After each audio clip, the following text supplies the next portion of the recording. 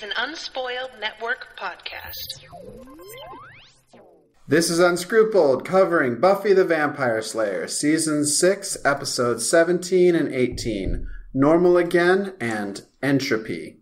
In these episodes, a lot of feelings and a lot of bad breakup behavior. All of it on Xander's side. Good God, oh my ites. Welcome to Unscrupled.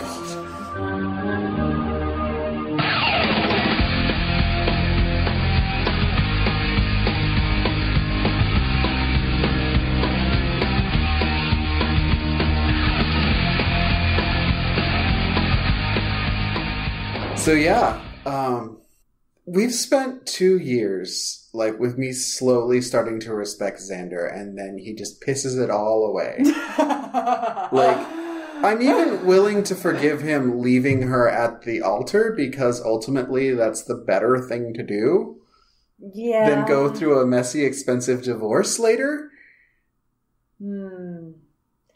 Yeah, it is. But the trying to explain it... That's where he truly failed.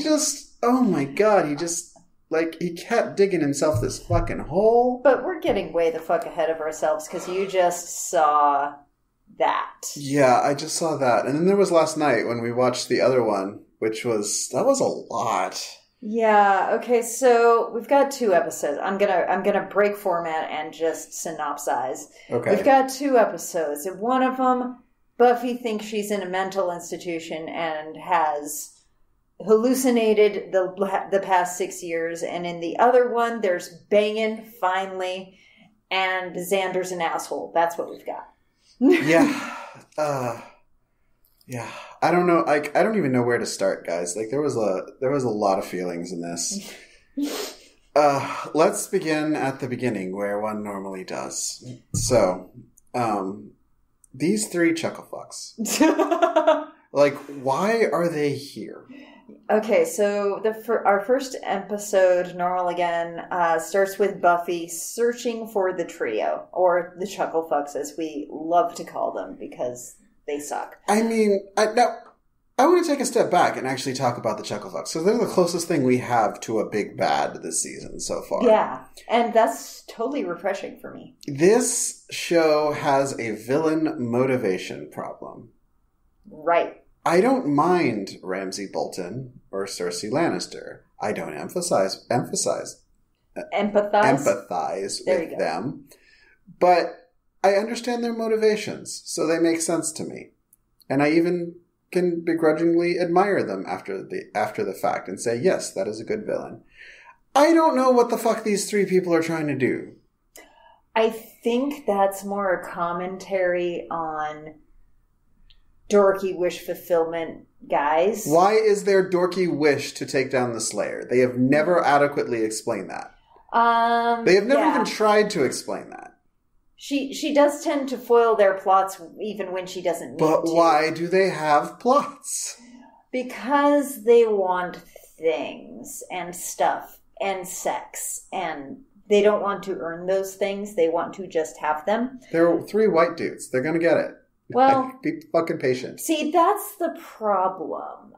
Or at least in their minds. They're not going to get it without some, work and effort. And rather than doing that the traditional way, they've chosen, in their minds, super villainry, but really just crime. I'm not buying it. They're so small time.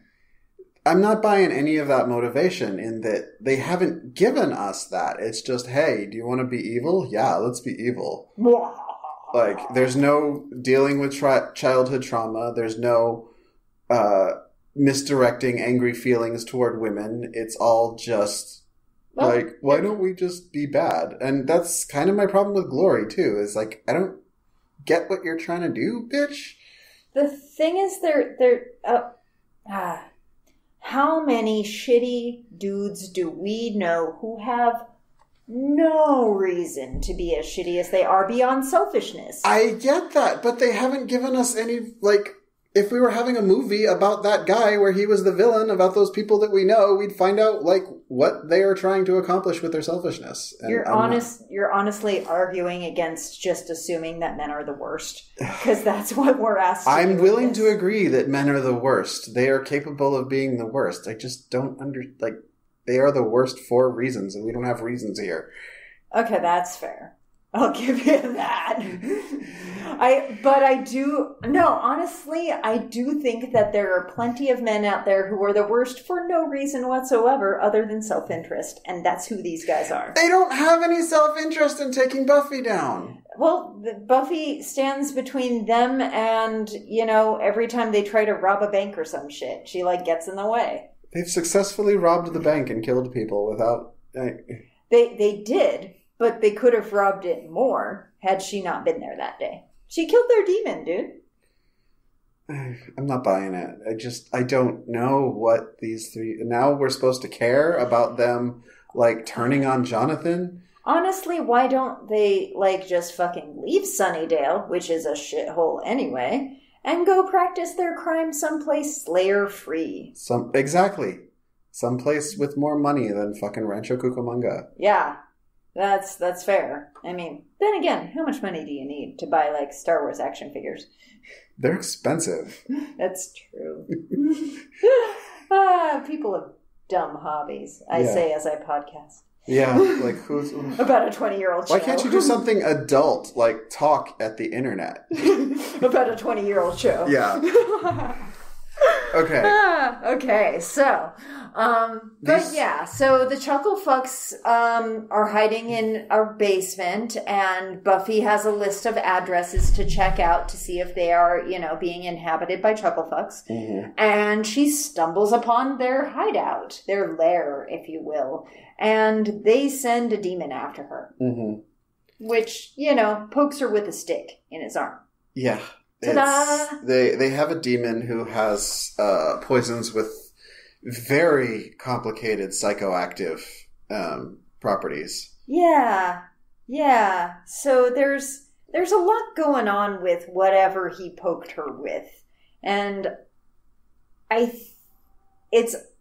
there's a lot of different things this stuff can be, this poison stuff, mm-hmm. and what you believe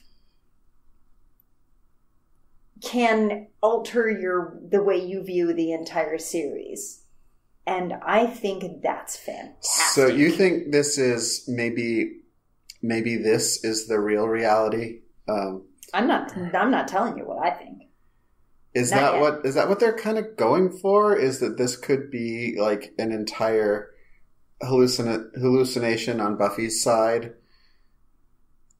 I think they're trying to leave it ambiguous, but the last scene of the episode was in the other world. Yeah. And she's also dead, is she not? She wasn't dead. She was catatonic. Her body is living, but the mind is elsewhere. I'm not buying it. They kind of did this with Community, where it's you've been in a mental institution for the last 4 years, and they walk out and what the fuck? And then they walk back in. Dude, I've got pictures on my phone. You didn't want to try for a lie that's a lot harder to disprove. Wow, I didn't... I'm spoiled now, thanks. But, wow, that's fun. But, so this happened before Community was invented. I know, but the point stands is that Joyce being there packs a punch. Yeah. Her dad being there does not. Yeah, who cares? Because I don't even know if that's the same actor who played her dad the first time. It is, but who cares? Yeah. I just, no, you're crazy. I feel like that's ableist and, it's all a hallucination and you have to accept that things aren't real. It's just, it's been done better. Maybe it has, but I haven't seen it. Okay. Because you were fucked up last night after seeing it. I was fucked up, but not because of this. What were you fucked up I was fucked up because, I was okay, Willow has done some fucked up things, right? Right. And has been in worse situations.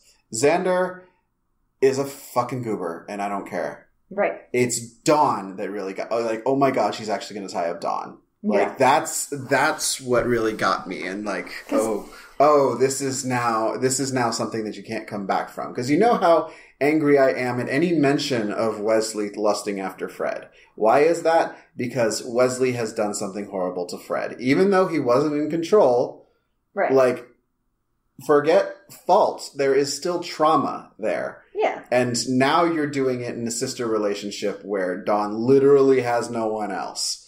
Right. Willow can't be trusted because she's an addict, of course. Their father's a fuck off. Xander's clearly, like, he had us all convinced for a little bit there that he was a stand-up dude, but no. Giles has flown the coop. Honestly, like, who's left? Anya? Spike? There's Tara left. That's all that's left. But Tara, like... Tara's the only one Tara that's didn't still get the good. Scooby Gang in the divorce, and this still bothers me. Which is why she all was the late. wrong people got the Scooby Gang in the divorce. Yeah, we are left with it should be Tara and Anya and Spike, and that should be the show. This is not the Lonely Hearts Club band. It doesn't have to be the Lonely Hearts Club band. Like, a witch, a demon, and a vampire sounds like a much more interesting sitcom than the other three people pining about their fucking exes. Well, you still have, a slayer, a witch, and a fuck-up. I mean... And Xander's hardly even a fuck-up anymore. I mean, really, what is he? Just pathetic. This was a massive fuck-up. Like... Yeah, but and we'll get back to it. Yeah. Do you have any... I just get to say this right now. Do you have any idea how hard it's been to keep my fucking teeth together while we've been praising Xander this whole time? I imagine. Like, he's gonna ruin it. Just wait. Couldn't even hint. And I was hoping the reason that we were seeing Xander in such a mature adult human male form was because the show was just kind of tired of him, and so let's show him a fully functional human being so that we don't have to spend any time with this jackass. Yeah, I think that might be more true than any of us really know. Oh my God, and I can imagine you clawing your skin off trying to talk about, oh, nope, Xander was a fuck up. You were right the first time. I kept it deep down. The only one I've been right about so far is Cordelia. That she was secretly badass. Not secretly, no, she was always going to be the most real and the most together of anyone. That's fair. Yeah. Including Giles. So, we're at the office, guys, because we have a date to go to Hamburger Mary's tonight, and I'm fucking hungry. Yes. Oh my God, I'm hungry. As soon as we wrap, we are walking out. Exactly. So, yeah. So the Chucklefucks have poisoned her, and she's having this layered delusion where she's been in a mental institution for the past 6 years. So ever since, they'd never moved to Sunnydale, apparently. Yeah, they never did. So this is supposed to be, her original off-screen / Buffy the Vampire Slayer, Christy Swanson movie. That was a hallucination, and she was checked into. Right. Okay. So yeah, none of the vampires ever happened. All the preternatural crap we've been seeing doesn't exist. The world is normal, and she's just schizophrenic. Right. And for a Hollywood version of schizophrenia, because that's not actually how it works. I mean, that's not how schizophrenia works. It's a little more subtle. And I know we both know that, and we're both willing to suspend our disbelief, but I feel like our duty as allies is to say, hey guys, this ain't how it works. Yeah, schizophrenia looks somewhat different than this. Yes, it's people who can't tell the difference between, what's in their head and what's in reality. There are certain things that seem very real that are not. But you don't really get too many people with full-blown worldwide delusion. Also, you can't... And they don't go schizophrenic when it happens. They are very active in the real world, and that's the problem. Also, they're you can't with the pinpoint precision of this doctor dictate exactly how everything works in her mind. Okay, to be fair, he's had 6 years to study her. Still. And she's probably been babbling a lot. It stank to me of like the movies about serial killers where they're like, he's killing this person because it's a ritual. And I'm like, you don't know that. Like, you have very little data to go off of. And yeah. It's in the FBI Profiler's Handbook. And yeah, that's and all they ever use. The FBI Profiler's Handbook is really wrong a lot of the time. So, well, maybe it needs a revision. But point is, Buffy has to figure out which one's reality. Yeah. And so does the viewer. And I think that was kind of fun.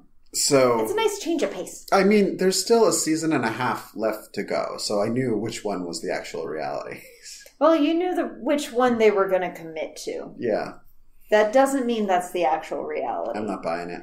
This shit, regardless of what side you come down on, this shit has been debated for years on the internet. There's still people talking about it. It's fucked up. Okay. People go nuts about it. So, Buffy imagined Kate. Because if you take the Buffyverse and put it in her head, it's too fucking big and there's too much going on that is not Buffy related.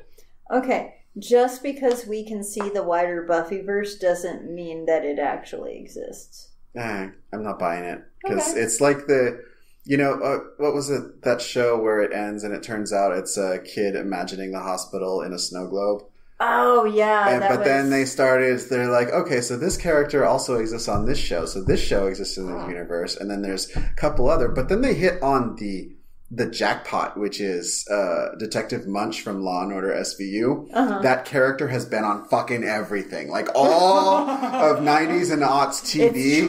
It's true, yes, and not just that actor. That character was on a shitload of... Oh, God. So it's like there's this vast expanding universe all inside this little boy's head. And I'm like, nope. Yeah. God, what show was that? I don't even know. It extends from was it St. Elsewhere?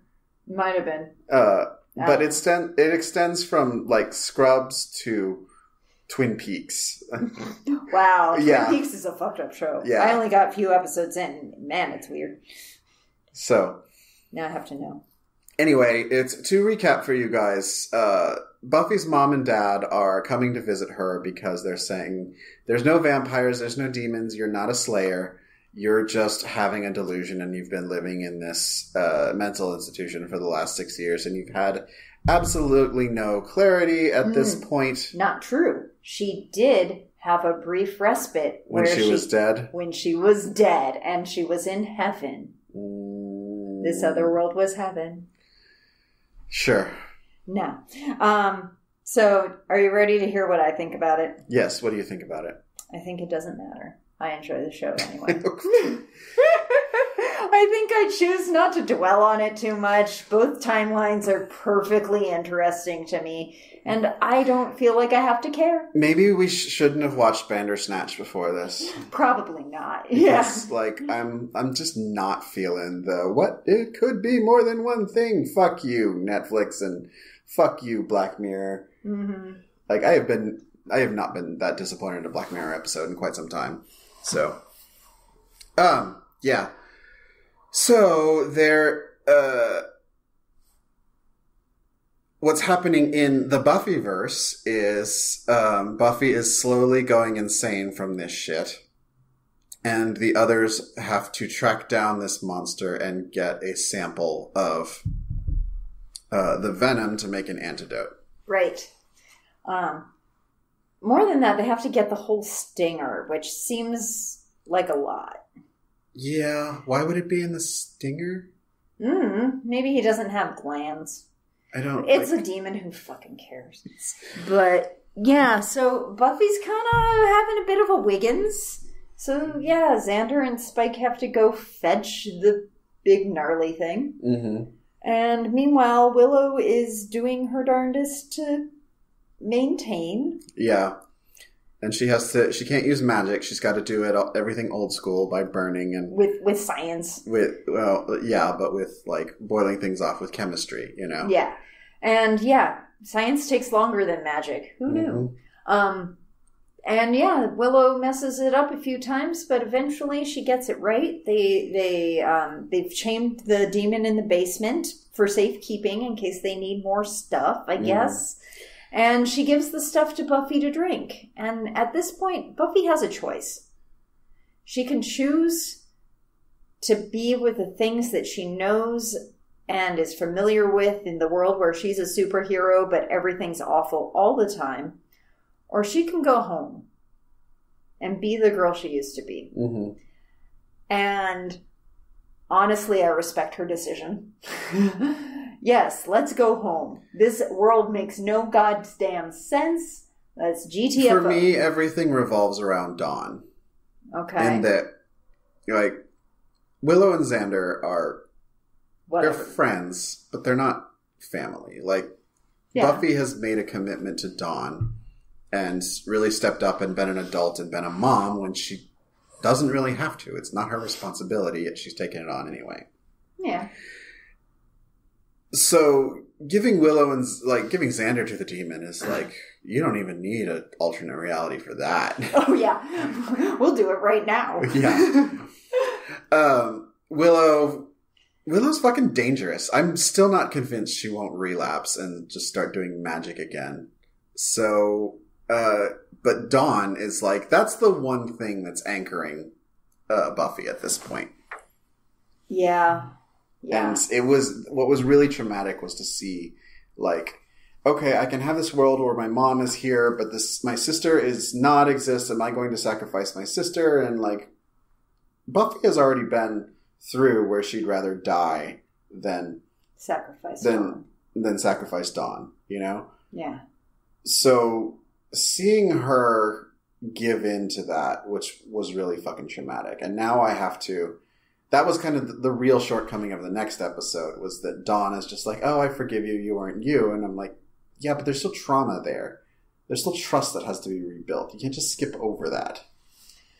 Yeah. Yeah. Yeah. Are we going to move on to the next one? Because I got a couple things to say. But about the next one or about this one? About the next one. So the thing about this one being...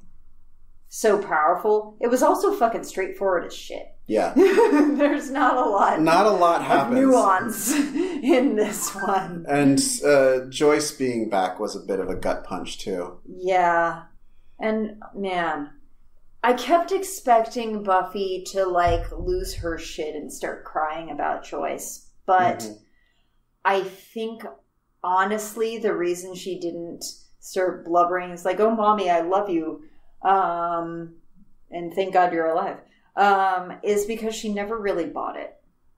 In her heart of hearts, there was part of her is like, this shit isn't real. Mm-hmm. There's no way I'm this lucky. Lucky? Yeah. Okay. To get to go home again. To have your mom there. To have people who want to take care of you and allow you to be a kid. Mm. To have the childhood that you weren't, that was taken from her, just handed back. To have a life, to be able to just go to college like a normal girl. Yeah, I spent 6 years in an institution, but I have meds now, and I'm better. Right. The normal girl she's always wanted to be ever since realizing what a terrible burden and death sentence this is. She could have had it all. But there was part of her that never really believed. See, I can't buy that the institution may be real, because her throwing out that she used to be in an institution for a few weeks after she set fire to her old school. That really reframes her fight with her mom around the end of season 2. Mm. And none of that is mentioned. So it's a hole in this universe, and I get it. You didn't know back then that you were going to write this particular episode and this particular thing, but Yeah, there would have been moments of tension where she and Joyce are staring each other down and they're both thinking it. Right. But neither one's saying it. There's nothing tinged there. So the author is dead and I'm declaring the mental institution bullshit. So. Okay. Mazel tov. Anyway, on to the next episode. Yeah. In which... we get the return of Anya. Anya's back, guys. Actually, and she's the best. Anyanka is back. She's a demon again. Yes, this is what I'm here for. A new job and a new haircut and a new lease on pain. Right. Oh, God, I love Anya. So Anya is once again a vengeance demon, and she decides to face down Xander. She shows up at his house, and they start to talk it out. Also, why does Anya not get the Scooby Gang in the divorce? Why does Anya not get the apartment in the divorce? Because she didn't pay for either of them? Xander was the one paying. Walked out. Xander's the name on the lease.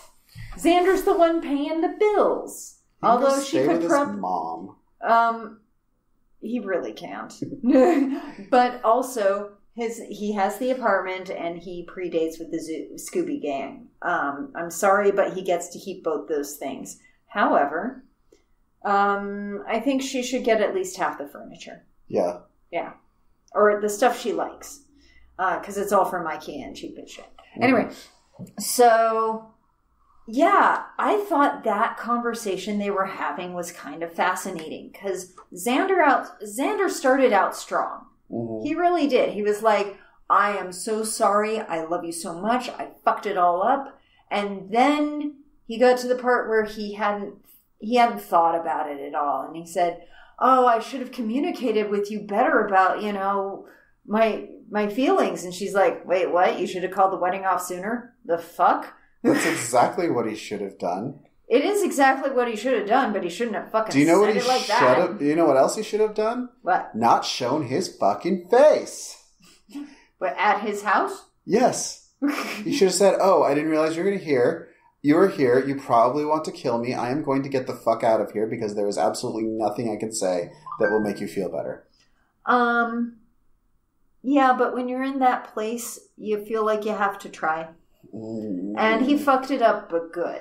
I don't even think he fucked it up. Like, he got what he wanted, which was not getting married. And the price of admission of not being married to Anya is not dating Anya anymore. And I'm kind of like, you made this fucking bed. Go fuck off. Let her grieve in her own time. Why are you still here? Okay, like teenagers and 20 to 25-year-olds... this is why you don't get married yet. That's one of the reasons. That's one of the reasons. Another is divorce is so fucking expensive. Oh, God, yes. And you know why it is? Because it's worth it. Oh, my God. I think we just found a new podcast slogan. Yeah, that could be my catchphrase. It's a great bumper sticker. Divorce is expensive because it's worth it. It's good. Jesus Christ. No kidding, guys. No shit. Yeah, and yes, I hope my ex-wife hears that. She doesn't know how to find us on the internet. Oh yeah, blocked every path possible. Anyway, point being, don't get married until you're old enough to know what the fuck is going on with you and your brain is fully developed and both lobes have separated and your balls have dropped and your ovaries are in the appropriate spots, and just know thyself before you commit to that. Okay, guys? This is my TED Talk. I'm going to give a little sidebar here in that this is one of the weird places where we have queer privilege. Yes. You know why? Straight people have to worry about their fertility. Oh, yeah. Well, as a vagina haver, there were many years that I struggled with, am I going to birth something out of this shit?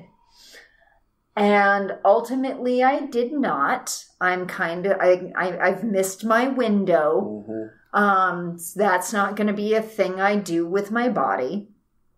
And sometimes, okay, I'm not sad about it because that looks painful. But sometimes I think about the road not traveled.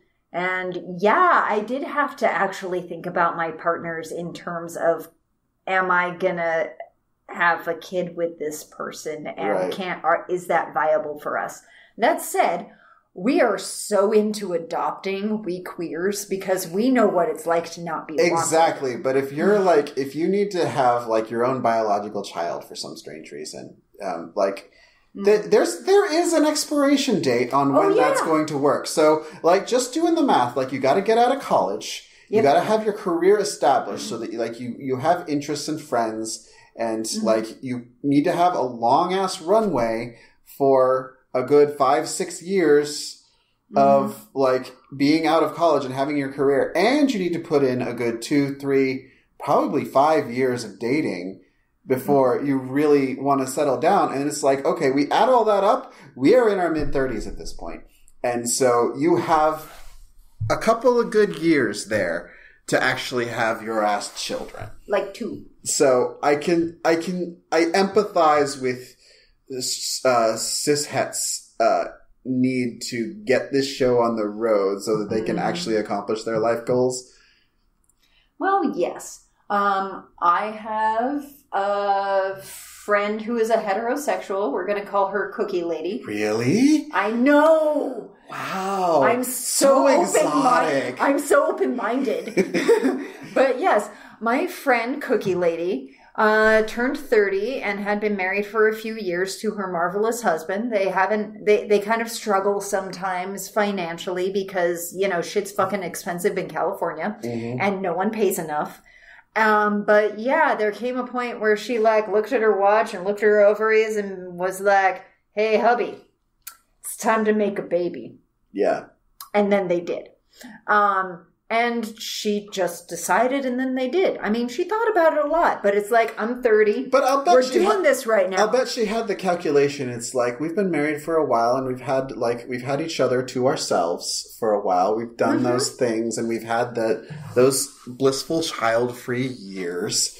And then she made that calculation. But I could just as easily see, like, a couple of dice rolls that caused it to take a little longer, and now you're in a fucking hurry to get things ready before they come out. Well, there's also the question of, can we afford this right now? And yes. She said, "I don't care.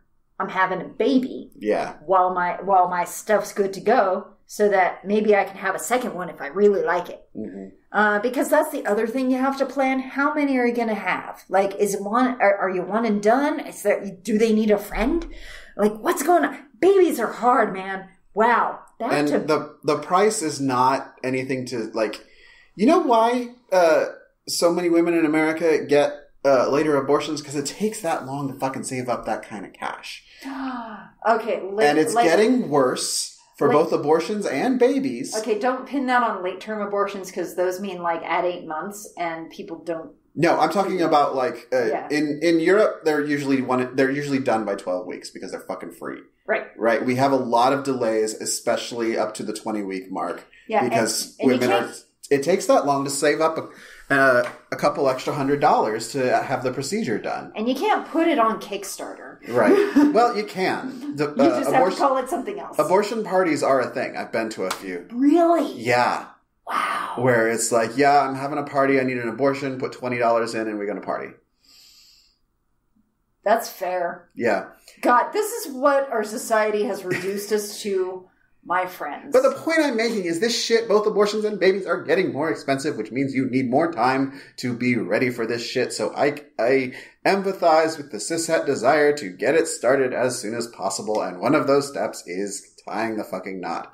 And sometimes that means you're not ready. I maintain 25 is the earliest you should possibly look at marriage, just saying. Fair.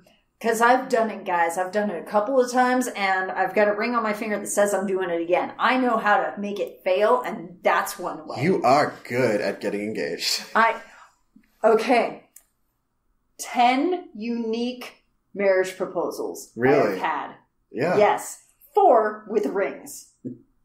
Cool. Just saying, guys. I am good at getting married and not getting married. All right. Anyway, Xander really...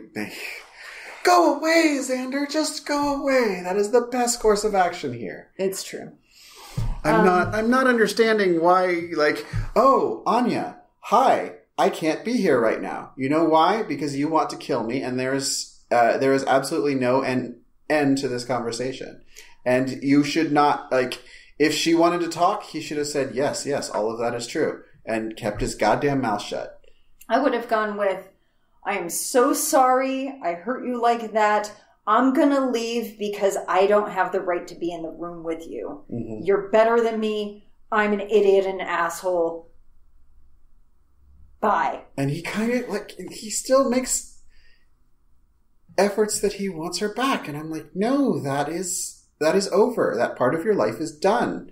You burned that fucking bridge. And so here's the thing that kills me. They were living together. Yeah. They're already got all the trappings of marriage. Mm-hmm. And the thing about marriage when you've been living together for a while, another thing I have experience with, is that nothing changes, but also everything changes. Like, he just doesn't want that extra layer. And he doesn't even know it because he doesn't know that it's there. And he's not mature enough to get married. Well, no, if he's going to pull shit like this, where I don't want to marry you, but I certainly want to keep dating, asshole. Nope. No, that's not how this works. Get the fuck out. Okay, relationships are an escalator. You can't go down once you've gone up. Mm-hmm. You can only keep going up or get off at the next landing. Mm-hmm. Those are your choices. You can't de-escalate a relationship and expect that to be a thing. Unless you're fuck buddies, and that's all you ever were. All right. Can we talk about how much I love Hallfrigg? We can. Oh my god, I love Hallfrigg. Why do you love Hallfrigg? Because she is the... Imagine your bestest brunch buddy. Yes. But a demon. Yeah. And this is her. Yes. Exactly that thing. And no one, like... I'm sorry, Anya goes to Willow and Tara... Yep. And neither of them are willing to say outright, Xander is an asshole and we're done with him. Even if they don't mean it. No. Know that she needs... She wasn't trying for that. She was just trying to get them to wish that I know she was trying to get that. But this is your friend who just got stood up on the altar. Even if you don't mean it, you need to say, Xander's a horrible fucking asshole and we want nothing to do with him. That is what a friend would say. They were friends with him first. Doesn't matter. Okay.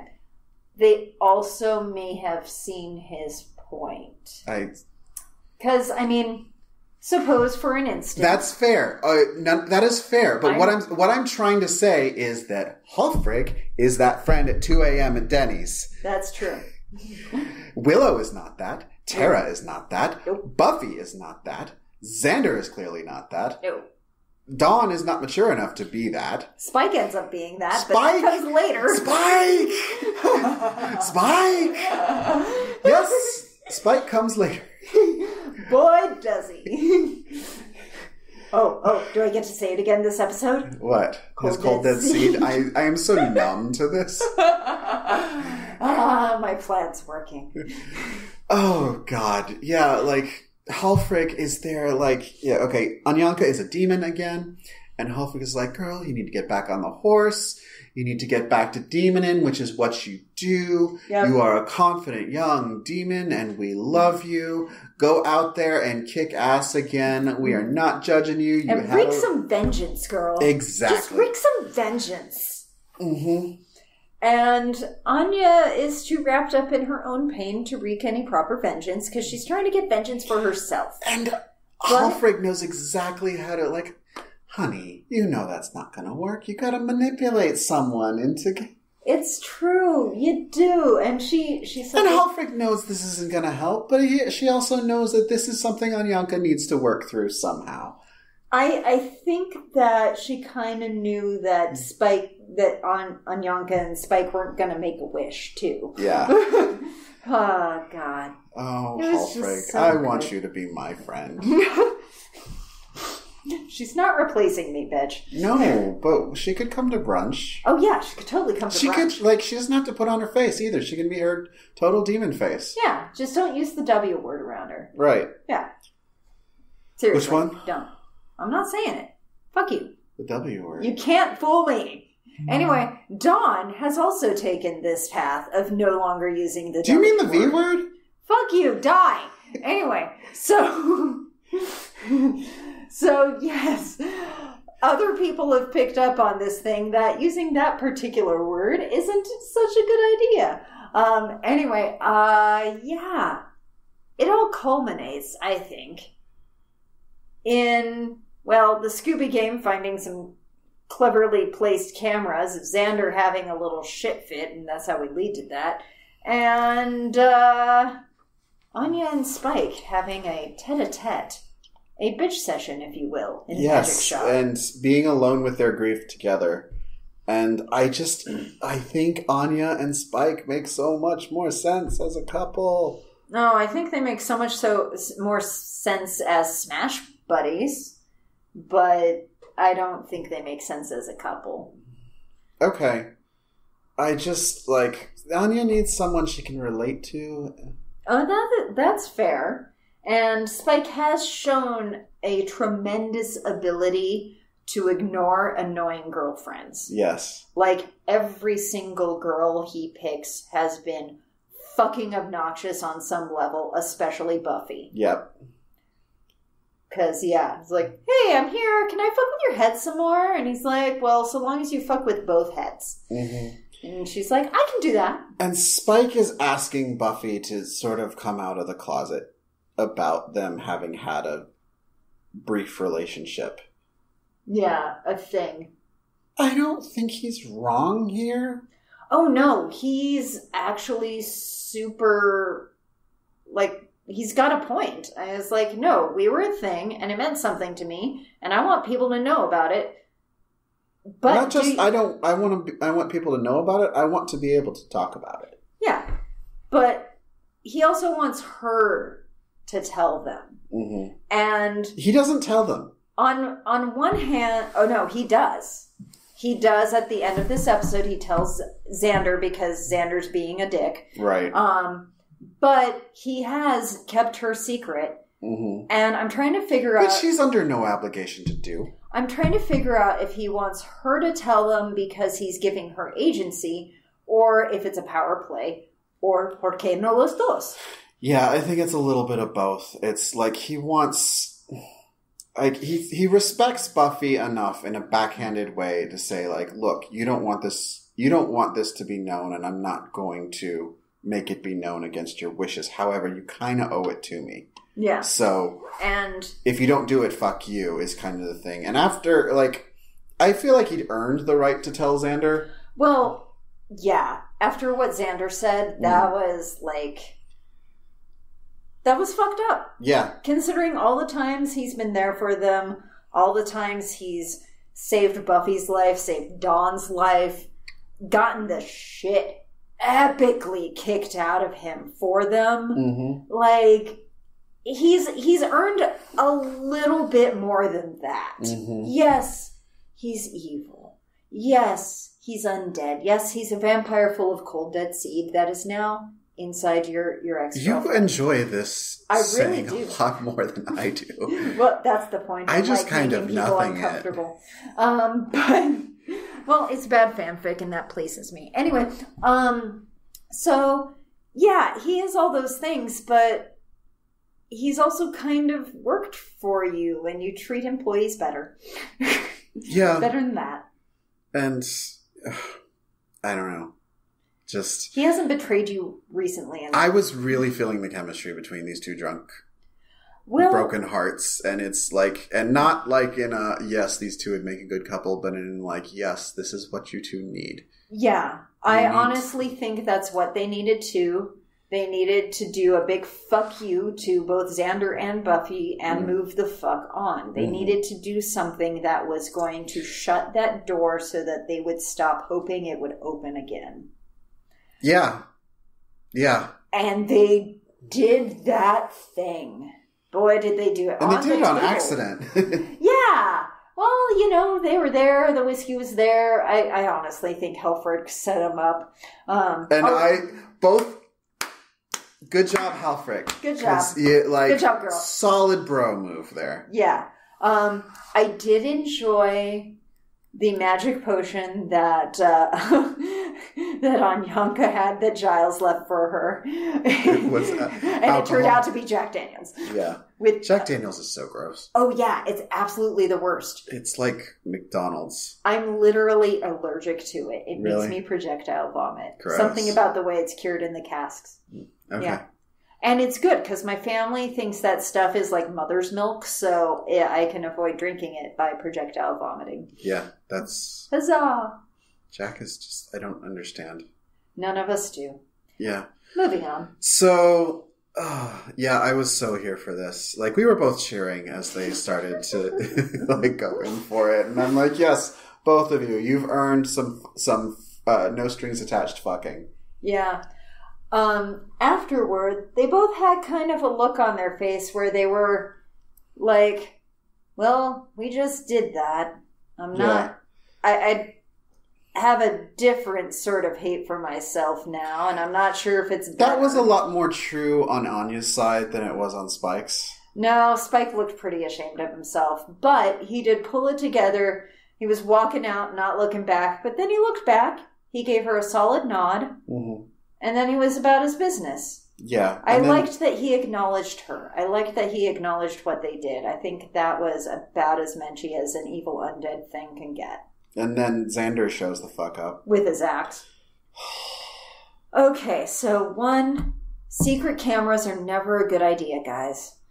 2, you don't own Anya. You don't get to kill the next guy she bangs. No, like you sacrifice... That's an ownership mentality, and it's not okay. See, everything, all the respect I had for Xander just shot out of a fucking cannon into the Pacific. It's just... Yeah. God, Xander, you are fucking trash. Mm-hmm. He's all kinds of wrong on pretty much every level. He said terrible things, and yeah, Buffy got some splash damage on that shit. Yep. I'm not sure she entirely deserved it, but also, like, this is part of being an adult, is sometimes shit's going to come to light, and you're going to have to explain yourself.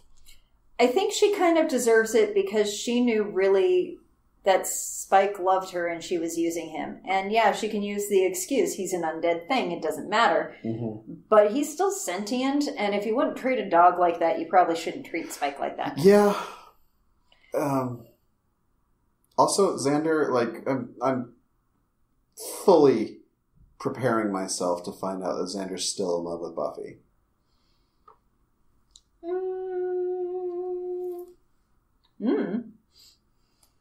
So, I don't know. So your old crushes never really go away. But, like, yeah, I don't know. Xander, I want to talk about the shitty things you've done. So, like, you broke Cody's heart, and she sacrificed a lot for you. Yeah, she did. He's only had 2 girlfriends. And Faith. Faith was using him. Yeah. Yeah. But let's not forget the whole, like, when he made the entire school horny for him. Yeah, with that jacket. Yeah. Yeah. Xander really can't touch magic things. He's got a black thumb for that. Right. Because he also made the dancing demon, and he also, like seriously, Xander, don't touch magic ever. In fact, don't touch anything. Xander. Okay, Xander, just die. Yeah, go away. He didn't have to die. He can just, like the end of Dexter, he can go to Canada and be a lumberjack. He'd be good at that. I mean, he'll cut off his own foot, but... Yeah, as long as he keeps his mouth shut. That's what... He can be named Stumpy McGee. Yeah. So... Xander, Spike, Chucklefucks, I don't even care. Well, there's clearly something brewing in that Warren is planning on taking out Jonathan, clearly. Yeah. And raising the paranoia level in him and trying to fuck him up. Yeah, and he's kind of manipulating Jonathan into something, we don't know what. There's some place in Sunnydale where something's going to happen, and they're all mysterious about it, but whatever it is, it's a thing. Yeah. And there's also the conversation with Dawn and Buffy. Mm. And this really disappointed me when Dawn is clearly saying, "Oh no, it's fine. You were." Well, okay. To be fair, what the fuck else is Dawn gonna say? I don't know, but like it's like, so Buffy was legitimately on psychotropic demon drugs. Right. She legitimately couldn't tell what was real or control what like her urges were. It really wasn't Buffy's fault she did those things. Yeah, I guess so. And if Dawn wants to forgive her for that, I say again, what fucking choice does Dawn have? I could see Dawn saying, "I am going to forgive you for that because logically I feel that you are not at fault here." I can't see Dawn just saying, "Yeah, I don't have any trust issues from this." Yeah, I think it might have been a little better if like Dawn said, "So just don't make any sudden movements around me for a while because it's going to take a hot minute for me to not be looking over my shoulder and worrying about you." Right. But I love you. You're my sister. That's not going to change. We just need a little bit of time. Right. There's one final element that we haven't discussed. I know what you're getting to. Why don't you talk about it? Because you are closer to this than I am. So the song that was playing was Alice in Christ. No.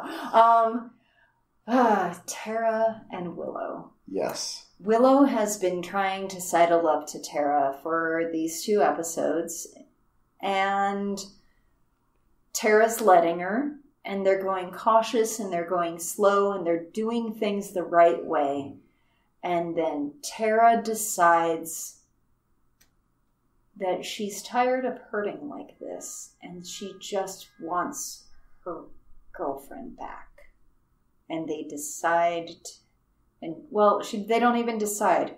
Tara goes to Willow, and she asks her, Can we skip all that? And can you just be kissing me now? And I want to say Tara's wrong because she is, but I've been there. Yeah, I've been there too. Sometimes that's all you can do. Yeah. Because your heart won't beat right anymore. You okay? No. It's okay, though. No, don't stop. Okay. Tara Willow was the first lesbian, honest-God relationship I ever saw on TV. And I hadn't seen too many in real life because I did that whole thing where I spent my formative years in the Navy. Yeah. And I gotta say, Joss, you messed us up, man. Oh. We never should have been taught that lesson. We never should have been taught that all you need is love. All you need is love. Yeah. Because it's wrong. It's just like, this is a bad idea for several fucking reasons. Like, one, Tara, you are also a fucking witch. And you know that Willow cannot ever be around magic again. And also, like, it wasn't the magic that made Willow betray your trust. It was the fact that Willow doesn't respect you. Okay, so I grew up with an addict. Mm-hmm. And when you're fiending, your real self has nothing to do with your choices. Well, it's not about respect. I agree with you. When you're a drug addict, respect of other human beings isn't possible. It's not about her not respecting Tara. It's about her not respecting anybody when she's fiending, because that's what addiction is. See, my problem there is, like, I still can't buy into this magic as addiction. Oh yeah, I'm with you. They pulled that out of nowhere, but if this is the framework that they're presenting it in, we have to use it because it's the only thing that makes me able to still like Willow. Okay. Addicts, when they're fiending, aren't in control of their actions. Mm. And I'm not saying forgive them because they do some shitty things. And some of them is still in there, but that person who's still in there is not in control. The addiction is in control.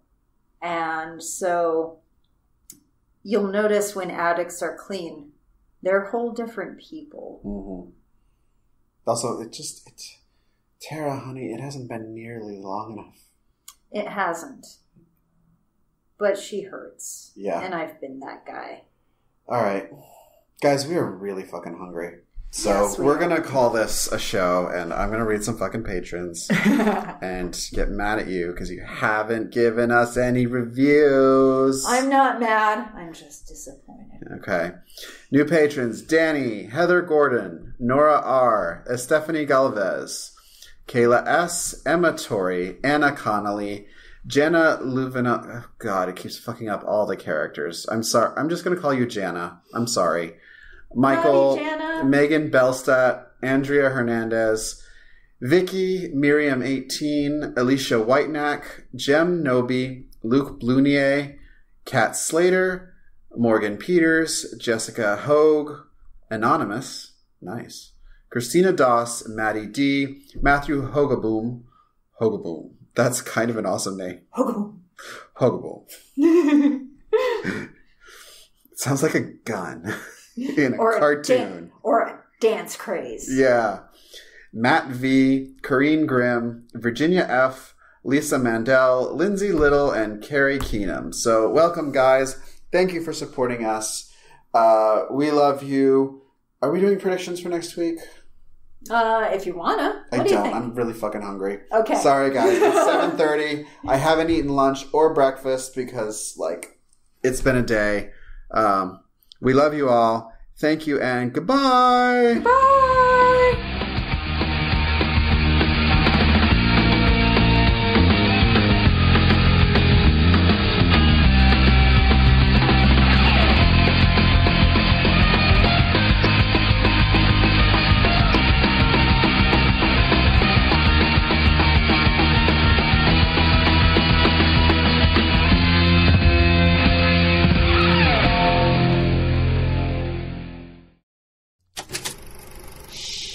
That was an Unspoiled Network podcast.